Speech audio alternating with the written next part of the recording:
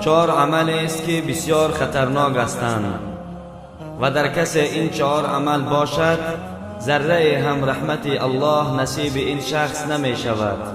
برادران عزیز، ما و شما در ماه قرار داریم که ماه نزدیک شدن با الله، بخشش گناهان، ماه مغفرت و رحمت و ماه خلاصی از آتش دوزخ.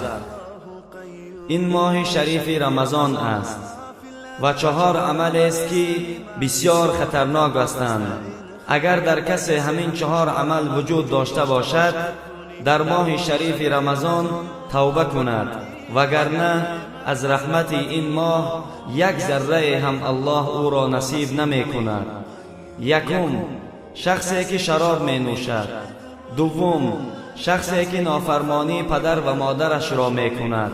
سیوم، شخصی که با خویشاوندانش صله رحم ندارد.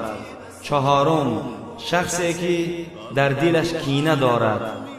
کینه یعنی بغض و نفرت. وقتی که در دل کسی کینه و نفرت باشد او همیشه در فکر ضرر رساندن دیگران می باشد.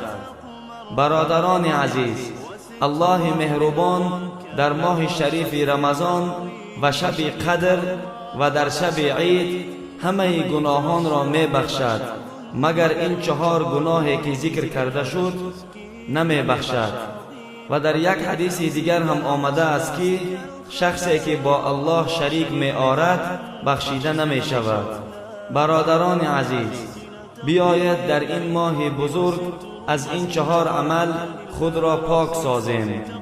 کسی که شراب می نوشد توبه کند و اگر پدر و مادر خود را رنجانیده باشیم از آنها بخشش پرسیم و اگر با خویش و نزدیکان قهری و یکدیگر نافهمی باشد آشتی کنیم.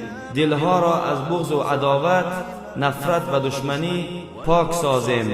نزد الله توبه کنیم تا اینکه الله گناهان ما و شما را ببخشد، زیرا اینکه ما نمیدانیم این ماه بخشش گناهان و این فرصت قیمت باز به ما ارزانی می شود یا نه.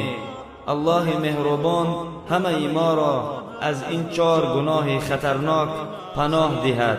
آمین. و السلام علیکم و رحمت الله و برکاته. این ویدیو را نشر کنید، شاید که به سبب یک نشر شما در دل کسی تأثیر کند و در ثواب شریک شوید.